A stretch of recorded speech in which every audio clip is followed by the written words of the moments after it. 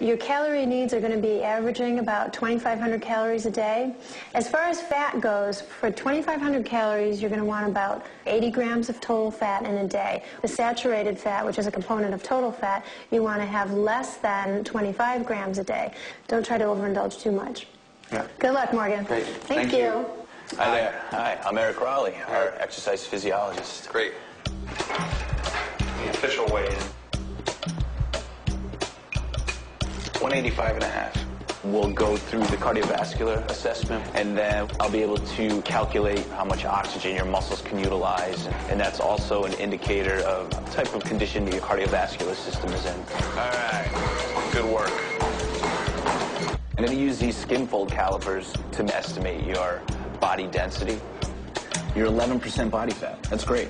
We're going to measure your flexibility of your hamstrings, your hips, and your lower back. Good, good. Very nice. 38 centimeters was your best. There's a basic, old school test for muscular strength and endurance. 36. Good job. You're above average fitness for your age group. Definitely, I'd say. Okay. Yeah. So you're at a good spot right now. More than 60% of Americans get no form of exercise. So for the next 30 days, neither will I. But I'll still have to walk. How much does the average American walk a day?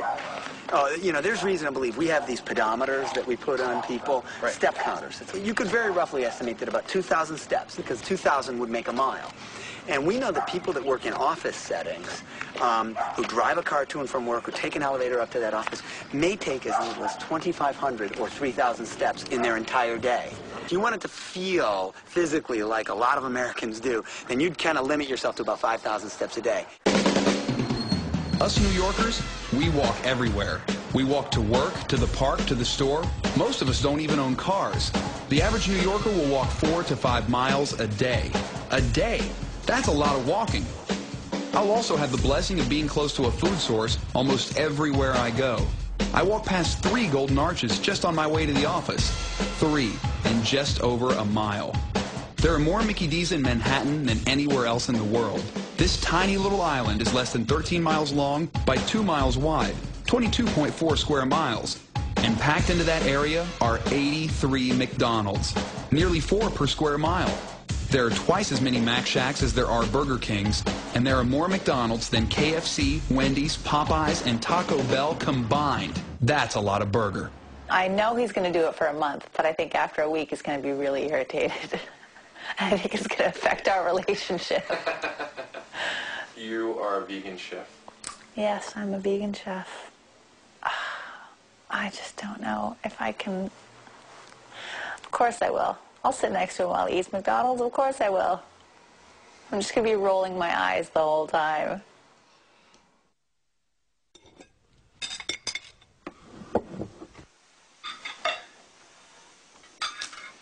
We have a vegetable tart and a quinoa and roasted veggie salad, artichokes and a simple green salad, all beautiful, organic, fresh vegetables that you're going to miss so much. What am I going to have that's organic? In the next month, nothing. Nothing. You're only going to have genetically modified potatoes. I'm going to eat as many vegetables as I can today. There's plenty here for you. That's really good. It's good, right? Mm-hmm. Thanks. Have they improved their cookies in the last 10 years? Because the last time I had them, they were like little hockey pucks. I don't know. We'll see.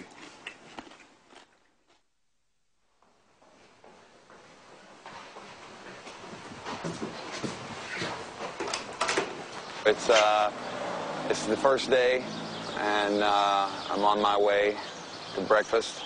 Could I get an Egg McMuffin extra value meal? Every 8-year-old's dream right now that I'm getting ready to fulfill. I got my Egg McMuffin. That's going to be the first thing right there.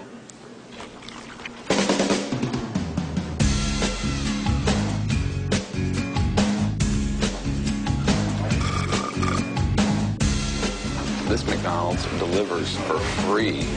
All I did today was leave my apartment, walk down the stairs, and walk to the McDonald's, 1,272 steps. So we got to go to the corner and we got to get a cab. The cabs are going to add up in this thing. I can tell already. I got my scorecard, and in here I had 1 Egg McMuffin, I had 1 sausage biscuit, Do you eat fast food? Once in a while. Yeah? Once in a while. How often? I'd say probably once every 2 weeks. 3-4 times a week, maybe.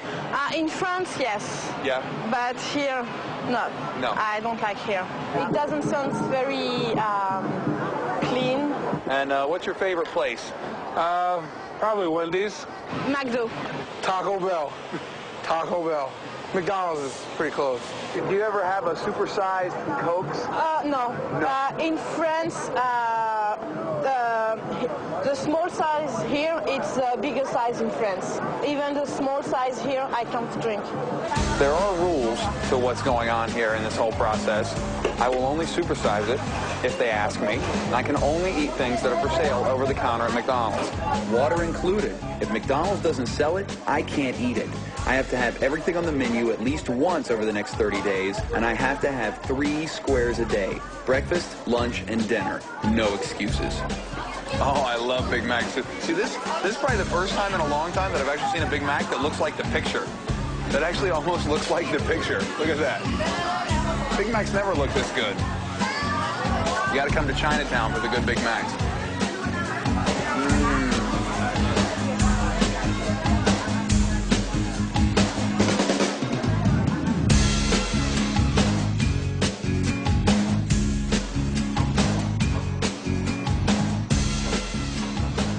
You've heard about all these people who are suing these fast food companies. Yes, Yeah. I've heard. Yeah. I think it's ridiculous, but it's